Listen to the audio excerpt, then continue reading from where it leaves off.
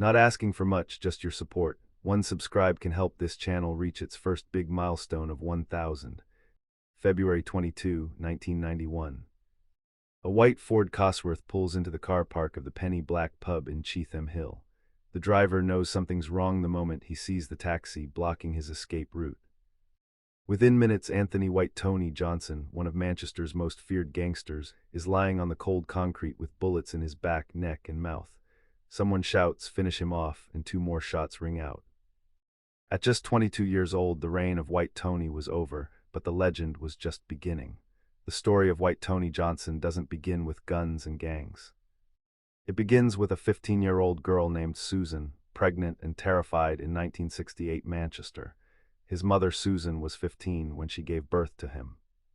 The father was nowhere to be found, just another ghost in a story already haunted by tragedy. You see, Susan's family carried a burden that would have broken most people.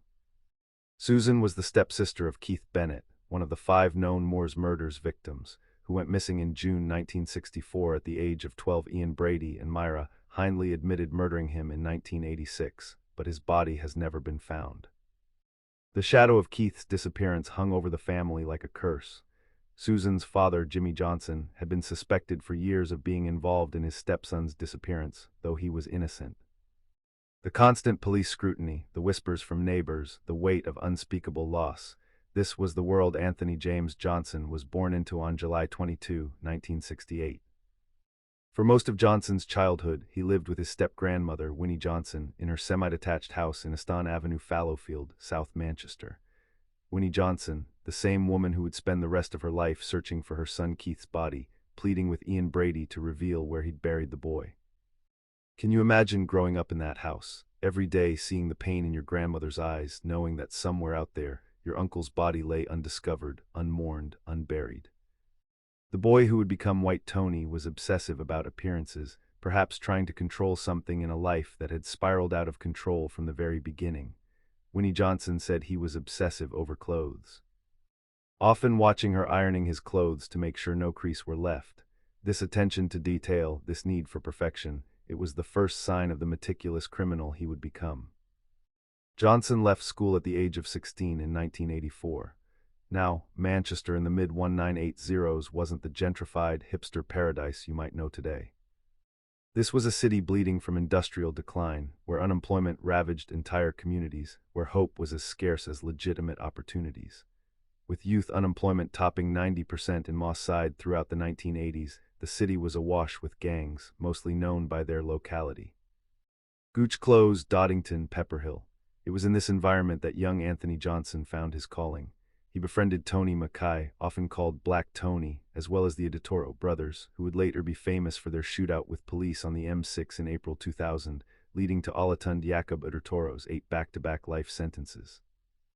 Think about that for a moment. These were the people he chose as friends, not kids from school, not boys from the football club, but future killers and armed robbers. The Cheetham Hill Gang wasn't just another street crew. The Cheetham Hill Gang, also known as the Hillbillies, is an organized crime group based in Cheetham, Manchester, England. Most members of the gang grew up or lived in one of the 4 areas of Cheetham Hill: Waterloo, Huxley, the Halliwell Estate, and Haywood Street Estate. The Cheetham Hill Gang had become established by the early 1980s, following turf wars with other gangs from Moss Side and Salford.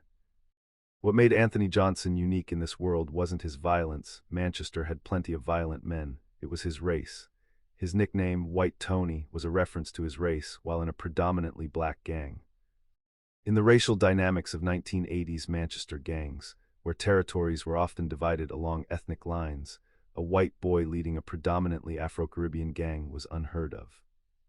But Tony had something that transcended race. He had pure, unfiltered aggression. Johnson began as a lowly member of the gang, often committing robberies and gang member killings. His first major act of violence came in 1988, and it would set the tone for everything that followed. He was involved in the killing of 26-year-old rival gang member Anthony "Sketch" Gardner on Saturday, January 9, 1988. Gardner was a member of a local Moss Side-based gang. The details of that killing paint a picture of cold-blooded execution. As Gardner drew up outside a shebeen on Saturday, January 9, 1988, a man Johnson stepped out of the shadows, pulled a sawn-off shotgun from under his coat, pressed it against Gardner's chest, and fired. It took Gardner about a minute to die on the pavement. Hearing the shots and believing the police had arrived, customers poured out of the shebeen, throwing their drugs into the street. Later, police found more than 1,000 pounds worth of heroin and cocaine abandoned like so much litter. This wasn't just murder, it was a statement. Johnson had announced himself to Manchester's underworld in the most brutal way possible, and the underworld took notice. By 1990, Johnson had risen through the ranks. In 1990, Johnson was spotted by police in a Kevlar vest with semi-automatic firearms. Think about that, this was 1990, when most British criminals were still using knives and maybe the occasional shotgun. Johnson was wearing body armor and carrying military-grade weapons. This was a major discovery by the police, as they previously had little knowledge of the weapons and equipment used by gangs in Manchester. The money was rolling in from multiple sources. Johnson was already in trouble with members of the Noonan family because of a dispute over the division of the spoils from a £362,000 security van robbery at Mumps Bridge, Oldham, in November 1990. A month later, Johnson expanded his operations. A month later, he robbed Bassett's sweet factory in Sheffield with 2 other masked gunmen, netting around £78,000.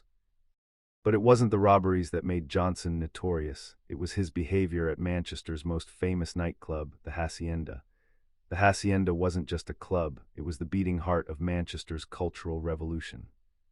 The Hacienda was a nightclub and music venue in Manchester, England, which became famous during the Manchester years of the 1980s and early 1990s. The club opened in 1982, eventually fostering the Manchester acid house and rave scene in the late 1980s.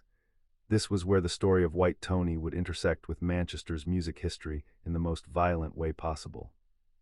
Johnson had a reputation for getting into fights in the Hacienda, but these weren't just drunken brawls. Johnson saw the Hacienda as territory to be conquered.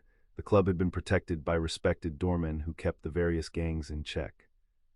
But when they were replaced with an outside security firm, all hell broke loose. A regular doorman left and was replaced with a London security firm. The violence escalated.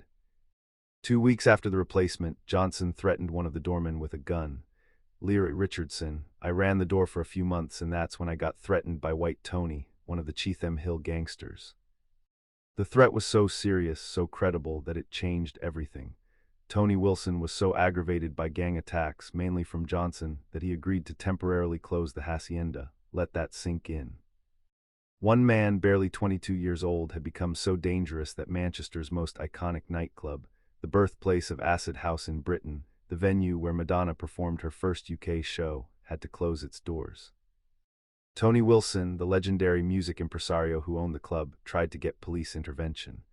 Johnson threatened one of the doormen with a gun, leading Tony Wilson to again close the Hacienda. He made a spectacle to try to get the police to intervene so that he could reopen. The situation at the Hacienda reflected a larger war that was tearing Manchester apart. In February 1990, the Pepperhill mob lost 1.5 kilos of heroin from a contact the gang had in London.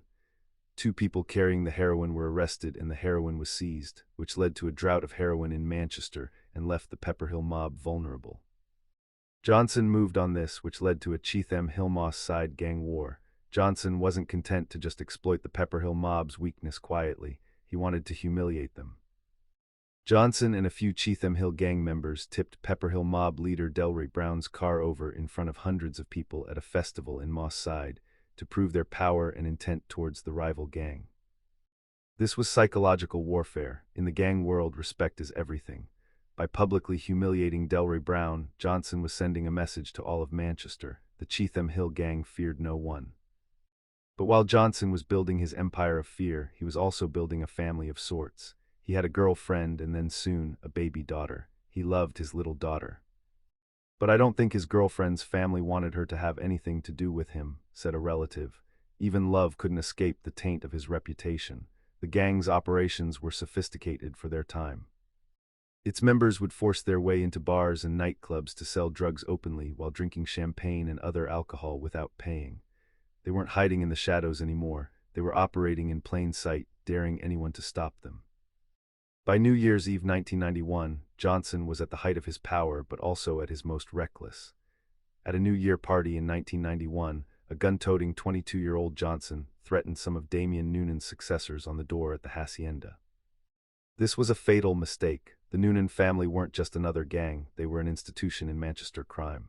Born in Whalley Range, Manchester, into an Irish family, Noonan emerged from poverty and into the criminal scene with his brothers Damian and Dominic Noonan. His criminal career began as a doorman in the early 1980s. His reputation as a fighter and his overall appearance gave him credibility on the club doors of Manchester. By the late 1980s, 80% of the Manchester nightlife security was said to be controlled by the Noonan family. While Johnson controlled the streets, the Noonans controlled the doors. And in Manchester's night economy, controlling the doors meant controlling everything. By the end of the 1990s, the Noonan family had been linked to 25 gangland murders and dozens of robberies, and had a stranglehold on most of the nightclub security in many of England's major cities. They had also made over £8 million from bank robberies and security alone. The tension between Johnson and the Noonans wasn't just about territory or drugs, it was about money already stolen. The dispute over the Mumps Bridge robbery had created bad blood that wouldn't go away. In the criminal world, arguing over the split of stolen money is often more dangerous than the robbery itself. Partners become enemies, friends become killers. February 22, 1991, started like any other Friday for Anthony Johnson. Johnson was with Black Tony Mackay and was driving along in his white Ford Cosworth when they were flagged down by two men in a car in the pub car park. The Penny Black pub in Cheetham Hill, it should have been safe territory for the leader of the Cheetham Hill gang, but nothing was safe anymore. Their escape was blocked by a taxi with Paul Flannery inside. Paul Flannery was wheelchair-bound, but that didn't make him any less dangerous. Flannery shot Mackay, then brothers Desmond, Derek and Damian Noonan, along with Michael Sharples, joined in the attack. It was an ambush perfectly executed. Johnson was injured but began to run and tried to vault a wall but was shot in the back. Someone then shouted, "Finish him off," and two more shots were fired, killing Johnson. The specific brutality of those final shots, he was shot in the neck and through the mouth, sent a message to anyone who might challenge the Noonans. Tony Mackay survived barely. Tony Mackay underwent major surgery, as the shot wound left him too sedated to be interviewed.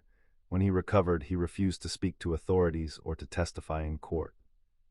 This was the code of the streets. You didn't talk to police, even when your best friend had been murdered in front of you. The funeral of Anthony "White Tony" Johnson was something Manchester had never seen before. Johnson's funeral was attended by over 200 people. A 30-car motorcade pulled up to the Southern Cemetery, Barlow Moor Road, Chorlton-cum-Hardy, Manchester. So many people attended the funeral that the service spilled from the chapel to the main graveyard. Think about that image, a 22-year-old's funeral drawing hundreds of mourners, a 30-car motorcade, the service overflowing from the chapel.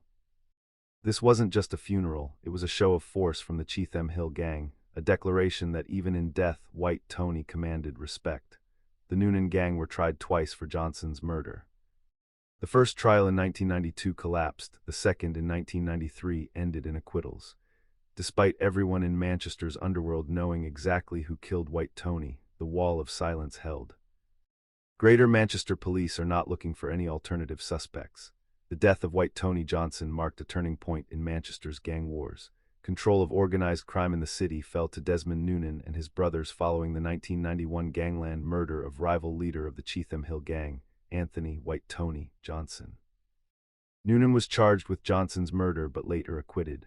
The hacienda, that temple of music and culture that Johnson had terrorized, would never fully recover.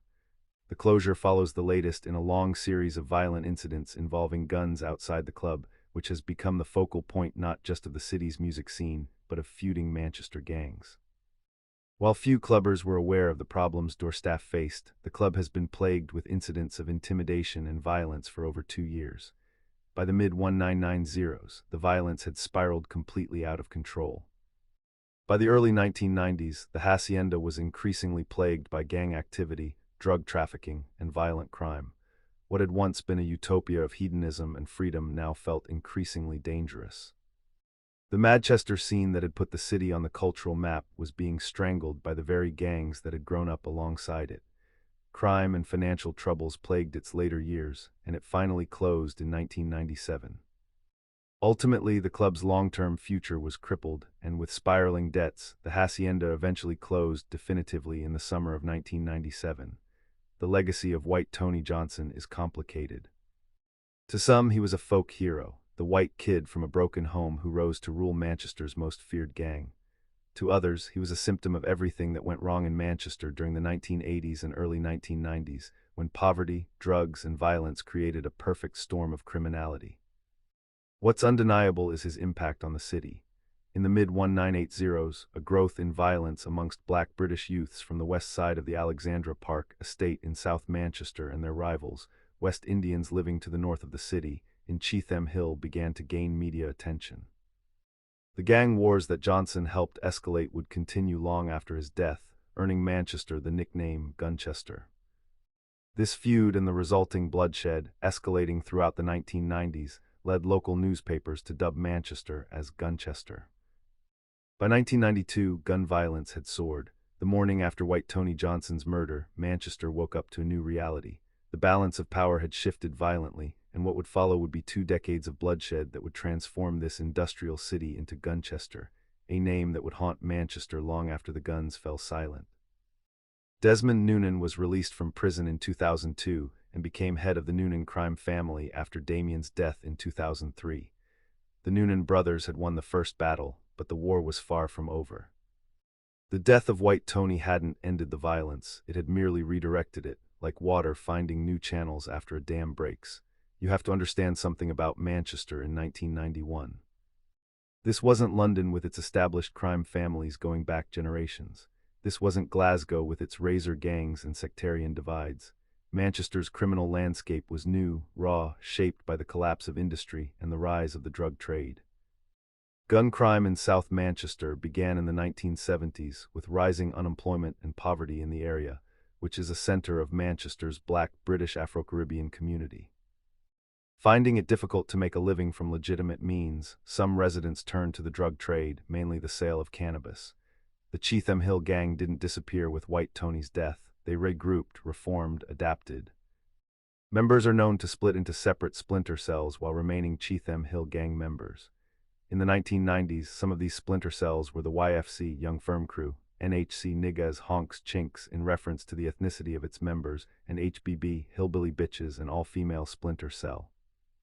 Younger members are referred to as YCHGS, Young Cheetham Hill Gang, or LHGS, Little Hill Gang, until they are considered old enough or proven enough to drop the young or little from their title. Meanwhile, in South Manchester, a different kind of war was brewing.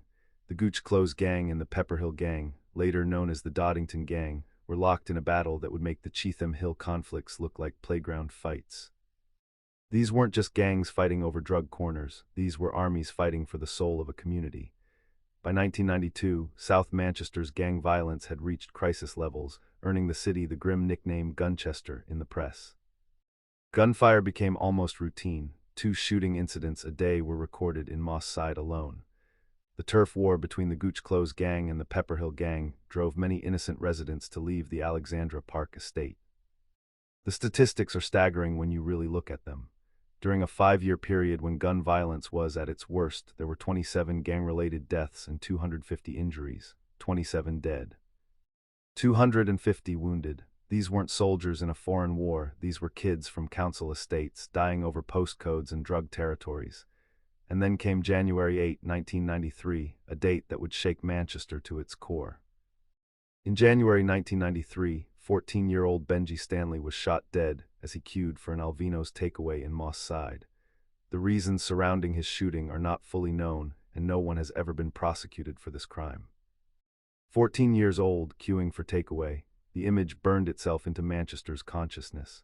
His murder shocked the nation, and the media dubbed Manchester Gunchester as Stanley's death became a symbol of innocent lives lost to gang crossfire. Hundreds marched in Moss Side demanding action. Police insisted Benji was killed by Gooch men who mistook him for a Doddington member, though evidence later suggested he might have been used as a drug courier. No one was ever charged for Stanley's killing, but the outcry it generated led to intensified police community initiatives against gun crime. The death of Benji Stanley forced Manchester to confront an uncomfortable truth.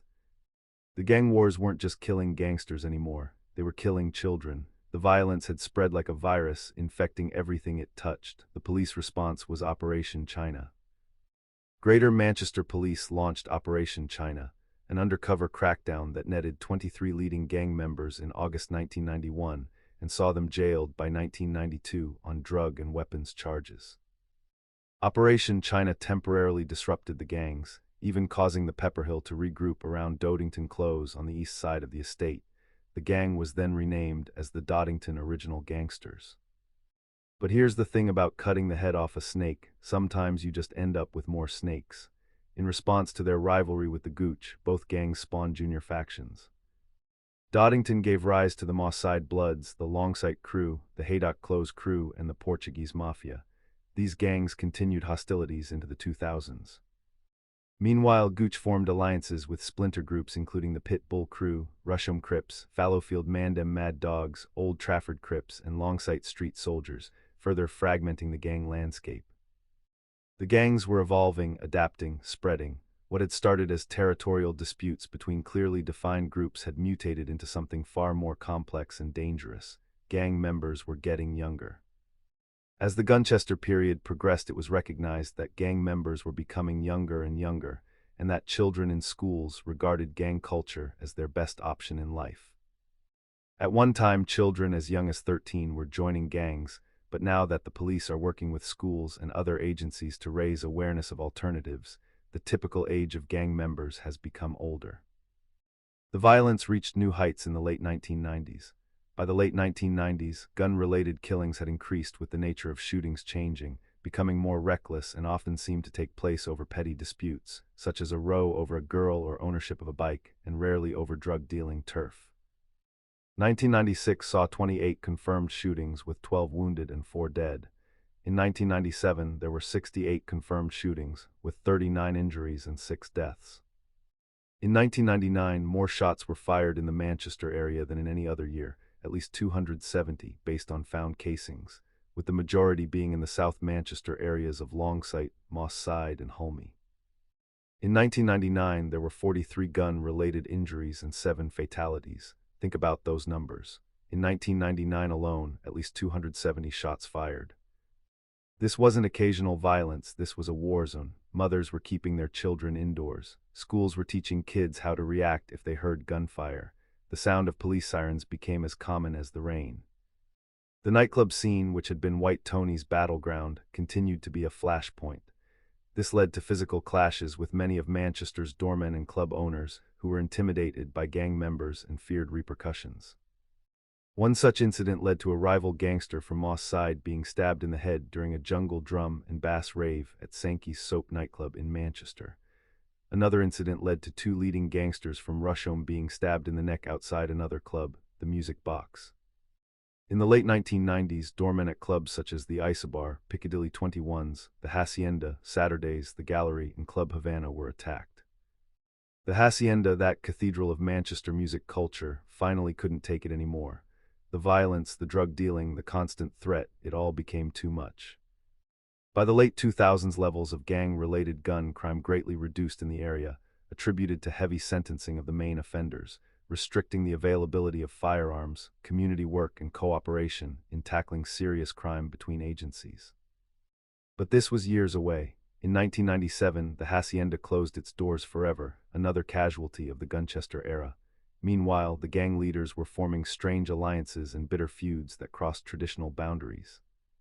The Gooch Close gang often bought and sold drugs to Cheetham Hill. The Gooch had close ties to Cheetham Hill, with the cousin of the Cheetham Hill gang's head being a leading figure in the Gooch. Delray Brown, leader of the Pepperhill mob, thought this was helping the enemies. The complexity of these relationships shows how the simple narrative of gang warfare breaks down when you look closely. These weren't just faceless thugs shooting at each other. They were cousins, former friends, business partners turned enemies. The violence was personal, generational, inescapable. Into this chaos stepped a new generation of crime bosses, and none were more feared than the Noonan brothers. After successfully eliminating White Tony, they had established themselves as the dominant force in Manchester's underworld. By the late 1980s, 80% of the Manchester nightlife security was said to be controlled by the Noonan family. During his imprisonment, still in control of the crime family, Damien and Desmond Noonan were forging links with other notable Manchester gangs, including the Cheetham Hill and Salford gangs.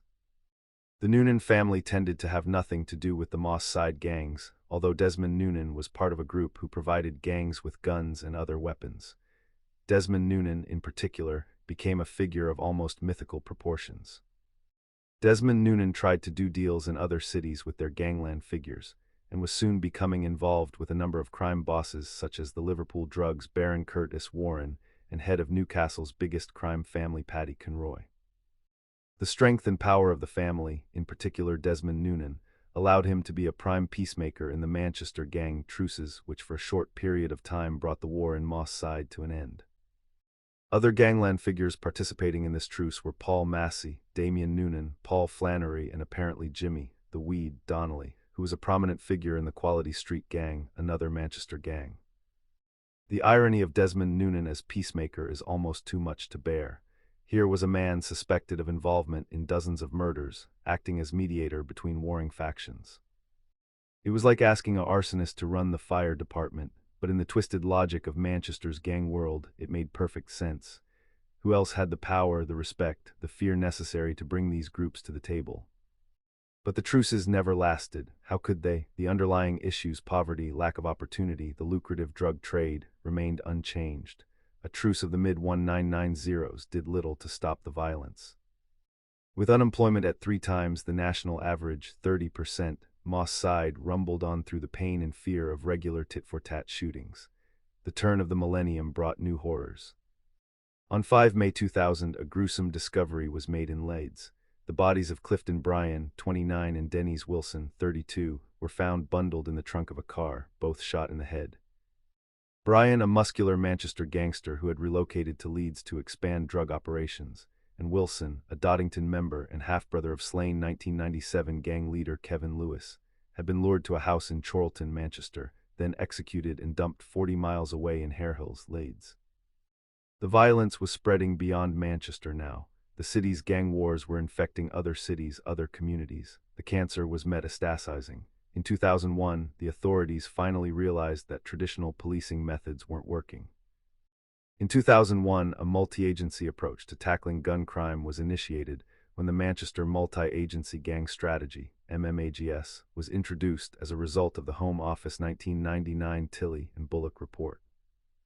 This new approach recognized a fundamental truth: you couldn't arrest your way out of this problem.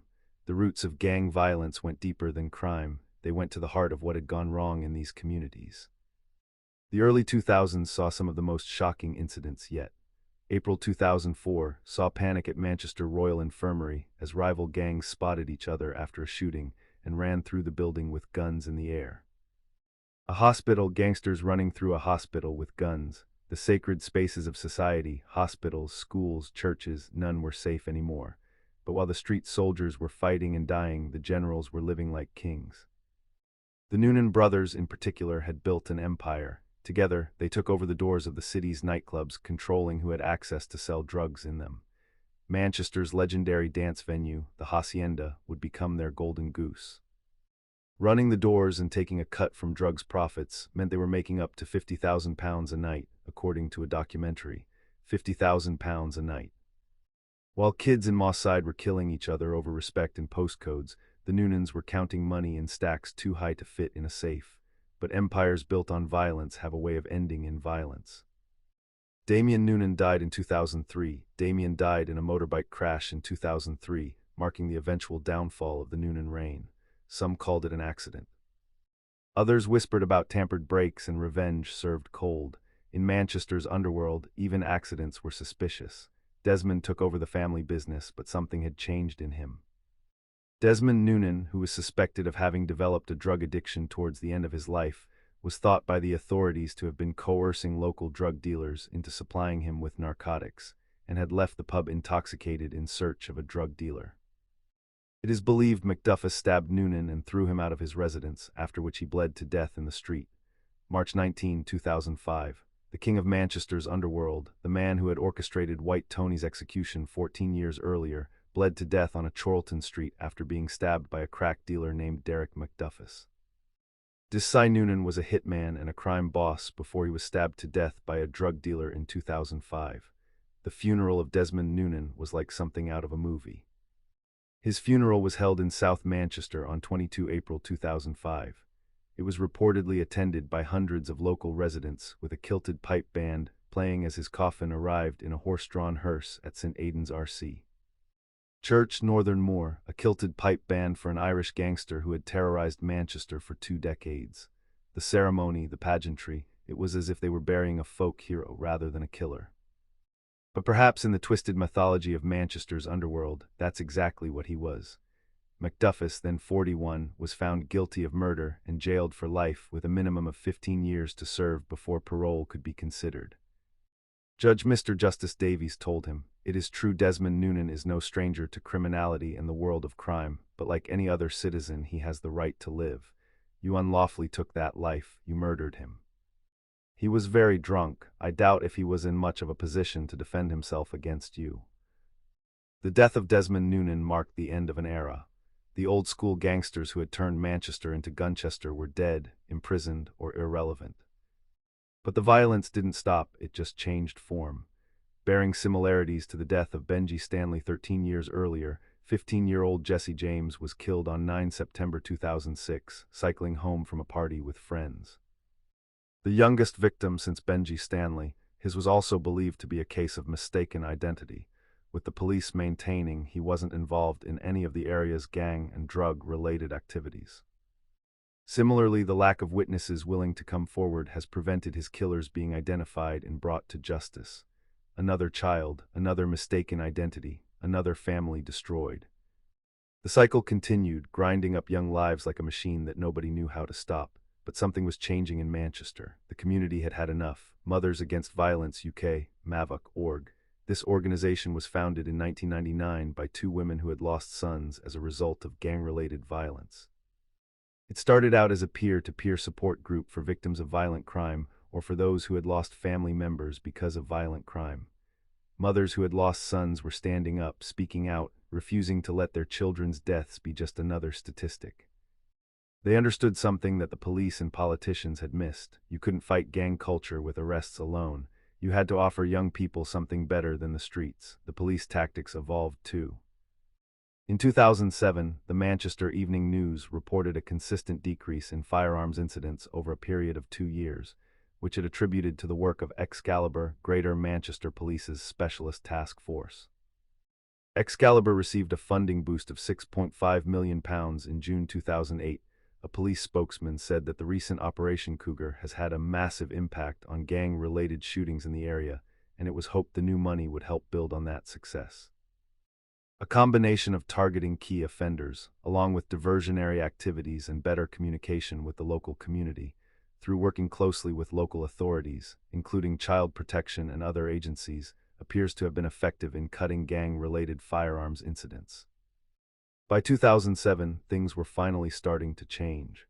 After the 1990s, Manchester continued to experience gang-related violence, and in the last decade, the number of shootings across Greater Manchester peaked at 146 in 2007. However, an October 2013 newspaper article reported a reduction in the number of incidents to just 11 shootings in a period of 6 months, from 146 shootings in 2007 to just 11 in 6 months by 2013. The transformation was remarkable, but it came at such a terrible cost. How many had to die before Manchester learned how to stop the killing? The physical landscape of Manchester changed too. The Pepperhill pub in the center of the Alexandra Park estate, the site of several violent clashes that saw it eventually shut down by the police, is now an Islamic community center. Gooch Close, which provided the name for the Gooch Gang and became one of the most notorious streets in the country, is no more. Streets that had been synonymous with violence were erased from the map, as if the city could delete its painful memories by demolishing the buildings where they were made. But you can't demolish memory, you can't rebuild away trauma. The legacy of the Gunchester era extends far beyond the statistics. Manchester's Moss Side in 2024 is a different place from what it was in the 80s and 90s. The physical violence may have decreased, but the psychological scars remain. The influence of gangs is echoed by Gavin Smith and Neville Thompson, who were members of the rival Doddington Gang. Both express regret over their choices, realizing that many felt trapped by their circumstances. "If my dad was a farmer, I'd be a farmer. If he was a policeman, I'd be a policeman," Gavin reflects. "But I grew up around gangs and crime and poverty, so I was a product of my environment." Gavin also thinks the disenfranchisement of youth in the community contributes to a cycle of violence. Kids now feel like no one cares about them, so they don't care about themselves either. He emphasizes the need for more opportunities for young people to thrive. These words from former gang members reveal the truth that was always there, hidden beneath the violence and the headlines. These weren't monsters. They were kids who grew up in impossible circumstances, making impossible choices. And what of White Tony Johnson, the man whose death started this narrative? His grandmother, Winnie Johnson, lived long enough to see her step-grandson murdered, but never lived to see her son Keith's body found. She died in 2012, still pleading with Ian Brady to reveal where he had buried the boy. 3 generations of tragedy in one family. Keith Bennett, lost to the Moores murders. Anthony Johnson, lost to gang violence. Winnie Johnson, lost to grief. The story of Manchester's gang wars is often told through the lens of territory and drugs, violence and revenge. But really it's a story about children. Children like White Tony, born into tragedy. Children like Benji Stanley and Jesse James, killed for being in the wrong place. Children in schools today, still navigating the aftermath of those violent decades. The gang violence, the knife crime, it's us man killing ourselves. That's not what we want. Amid the pain, there are glimmers of hope. Alhaji Sheriff expresses a desire for unity, that everyone can just come together. No knives, no violence. Michael dreams of a thriving community where people grow together, while Shola hopes for a future where children can achieve their dreams. "My hopes are for all these children to be able to make it, have families, go to uni, chase their goals," he said. In recent years, Manchester has faced new challenges. From December 2015 to April 2016, there were 2 murders in South Manchester, associated with conflict between the Moss Side Bloods, an offshoot of the infamous Doddington Gang, and the Rusholme Crips. In February this year, a man linked to the Moss Side Bloods was shot and seriously injured. Investigators at the time suspected that the man was involved in a gang conflict between those of Libyan and Somali descent. Greater Manchester Police believe that this signals a rise of tensions in Moss Side, and locals believe that young Libyans are particularly at risk. The gangs have new names now, new ethnic compositions, new grievances. But the underlying patterns remain the same: young men killing young men over respect, territory, and the cruel mathematics of the drug trade. Some have even suggested that the gang culture has morphed into something even more dangerous. Though inappropriately timed, he was basing this comment on February's Guardian investigation. They found that a total of 9 convicted or dead jihadists were found by the Guardian to originate from a 1-mile radius of Moss Side, South Manchester, as of February this year. This group of young men were found to be part of a radical network, sometimes attending the same mosque. A further 5 terrorists were found to originate from a 2.5-mile radius of the area. The Fallowfield home of Salman Ramadan Abedi, raided on Tuesday, is within that 1-mile radius. The same neighborhoods that produced gang members in the 1990s were now, some claimed, producing a different kind of extremist. The alienation, the search for belonging, the willingness to use violence, the patterns were eerily similar. North of England correspondent Nazia Parveen quotes local boxernaut Rainer, Morris Core. "Moss Side has always been linked to a gang culture, but now that is dying. I can't say for sure whether Islamic fundamentalism is a new home for youth who want to be part of a gang, but something is drawing them towards it. Whether this connection is real or imagined, it speaks to a deeper truth about Manchester's struggles. The underlying issues that created Gunchester were never fully addressed. Poverty, alienation, lack of opportunity, these seeds of violence remain in the soil, ready to sprout in new and unexpected ways. The financial cost of the gang wars is impossible to calculate. Beyond the police operations, the court cases, the imprisonments, there was the invisible cost, the businesses that never opened, the investments that never came, the young people whose potential was never realized. A gun, which was often a deactivated firearm that had been illegally made usable again, may have cost £300 at the height of Manchester's gun problem, but cost as much as £4,000 now, he says. Even the economics of violence have changed. Guns have become more expensive, harder to obtain. This might seem like progress, but it also shows how the criminal economy adapts, evolves, persists. Manchester today is a different city than it was in 1991 when White Tony Johnson was murdered. The northern quarter buzzes with creative energy. Media City, UK has brought jobs and investment. The universities attract students from around the world. The city that gave us the Industrial Revolution, the Smiths, and Oasis has reinvented itself once again. Key gang members have been imprisoned, employment has risen. It was widely reported to have been 40% among black and ethnic minority people in Moss Side in the 1990s, and investment has poured in. But in certain neighborhoods on certain streets, the shadows of the past remain. Every few years there's a shooting that makes the headlines, a stabbing that brings back memories. The reporters dust off the old nickname, Gunchester, and for a moment the city remembers. The stories of Benji, Dwayne, and others in the Moss Side community serve as a reminder of the complex web of violence, loss, and resilience. The call for action is clear: to build a future where young people are empowered to make different choices and break the cycle of violence that has claimed too many lives. The truth is that Manchester's gang wars never really ended. They just evolved, transformed, went underground. The big names are gone: White Tony, Desmond Noonan, Damian Noonan, but the conditions that created them persist in too many places. Young men still grow up without fathers, without opportunities, without hope. The drug trade still offers quick money and quicker death. The cycle continues, just with different faces, different names, different weapons. What's changed is the response. It is the result of a multifaceted approach involving the community, the police, local councils, and a number of other agencies all working together to tackle violent crime. The city learned painfully and slowly that you can't arrest your way out of a gang problem. You have to address the root causes: the poverty, the lack of opportunity, the absence of positive role models. But here's the thing about cycles of violence: they're easier to start than to stop. Every young man killed leaves behind friends who want revenge, family members who want justice, children who grow up without fathers. The mathematics of revenge are simple and terrible. One death leads to two, two lead to four, four led to a community in mourning. White Tony Johnson was 22 when he died. Benji Stanley was 14. Jesse James was 15. These weren't hardened criminals who had chosen their fate. They were kids, barely started in life, cut down before they had a chance to become anything else. The hacienda where so much of this story played out is gone now. Demolished in 2002, turned into luxury apartments.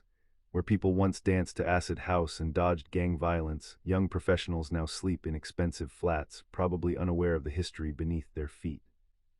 But if you know where to look, you can still see the ghosts. They're in the eyes of the mothers who lost sons. They're in the empty chairs at family dinners. They're in the way certain men of a certain age flinch at sudden noises, remembering when every backfiring car might have been a gunshot. They're in the stories that get passed down, warning after warning, generation after generation. Stay away from the gangs, stay away from the drugs, stay away from the violence that consumed so many. The story of White Tony Johnson and the Gunchester era isn't just Manchester's story. It's a warning to every city where poverty and opportunity collide, where young men seek respect through violence because they can't find it anywhere else, where the drug trade offers the only visible path out of poverty. Today, when you walk through Manchester, you might pass the spot where White Tony died without knowing it. There's no memorial, no plaque, nothing to mark the place where a 22-year-old's blood soaked into the concrete and changed a city forever. The penny black pub is still there, still serving drinks. The car park still fills with cars. Life went on, as life always does. But sometimes, on cold February nights like the one when White Tony died, when the wind blows through the streets of Cheetham Hill and Moss Side, old-timers remember. They remember when these streets ran with blood, when children couldn't play outside, when mothers didn't sleep until their sons came home, if they came home. They remember Gunchester. And they pray to God, to Allah, to whatever power might listen, that it never comes back. Because Manchester learned something in those bloody years between White Tony's death and today: violence is easy to start and almost impossible to stop. Once you let it into your community, it spreads like a virus, infecting everything it touches, leaving scars that last for generations. The man who would have been 56 years old today had he lived started life as Anthony Johnson, a boy whose mother had him at 15, whose family was haunted by one of Britain's most horrific crimes. He ended it as White Tony, face down in a pub car park with bullets in his back, neck, and mouth. In between, he became a legend, a cautionary tale, a symbol of everything that went wrong in Manchester during those dark years. His daughter, who was a baby when he died, would be in her 30s now, Did she grow up knowing who her father was? Did she understand why other children whispered when she walked past? Did she escape the cycle, or did it claim her too? We don't know. That's one story that hasn't been told, one ghost that hasn't been laid to rest. The legacy of White Tony Johnson and the Gunchester era is complicated. You can measure it in deaths and shootings, in years of imprisonment and pounds of drugs seized. You can trace it through the transformation of neighborhoods, the closure of pubs and clubs, the installation of CCTV cameras, and the implementation of stop-and-search policies.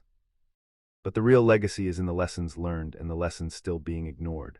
Manchester learned that gang violence is a symptom, not a disease. The disease is deeper. It's the poverty that makes drug dealing look like a career. It's the absent fathers who leave their sons searching for male role models in all the wrong places. It's the schools that fail to engage young minds before the streets claim them. The city learned that every gang member is someone's son, someone's brother, someone's father. That behind every nickname, White Tony, Black Tony, Desai, the Gladiator, is a human being who made choices, yes, but choices constrained by circumstances most of us can't imagine.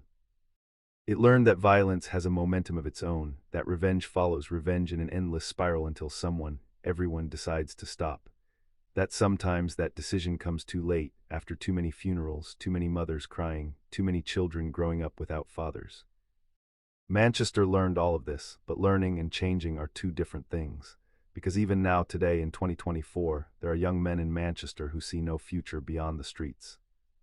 Who carry knives because everyone else does, who sell drugs because that's what you do, who join gangs because that's where you find family when your real family is broken. The names have changed, the weapons have evolved, the drugs are different. But the fundamental dynamics remain the same, and somewhere in Manchester tonight, there's probably a young man walking into a situation he won't walk out of. Another White Tony, another life about to be cut short, another family about to be destroyed. The cycle continues, the wheel turns, the city holds its breath and hopes that this time it will be different. But hope isn't enough, it never was. The story of White Tony Johnson and the Gunchester era isn't just history, it's a mirror held up to our society, showing us what happens when we abandon communities, when we allow poverty to fester, when we treat violence as entertainment until it shows up on our own doorsteps. It's a reminder that every statistic has a name, every gang member was once a child, every violent death leaves ripples that spread through generations. White Tony Johnson has been dead for 33 years now. The boys who looked up to him are middle-aged men if they survived. The drug trade he helped build has evolved beyond recognition. The Manchester he terrorized has been transformed. But his story remains a warning from history, a ghost that won't be laid to rest until we address the conditions that created him. Because somewhere, right now, another White Tony is being born. Another child whose circumstances will push them toward violence, whose choices will be constrained by poverty and absence, whose life will end too soon in a burst of gunfire that echoes through the years. The question isn't whether it will happen again, the question is whether we've learned enough to stop it. And looking at Manchester today, at any city where poverty and violence still intertwine, the answer remains uncertain. The wheel turns. The cycle continues, and the ghosts of Gunchester watch and wait, wondering if anyone has learned anything at all.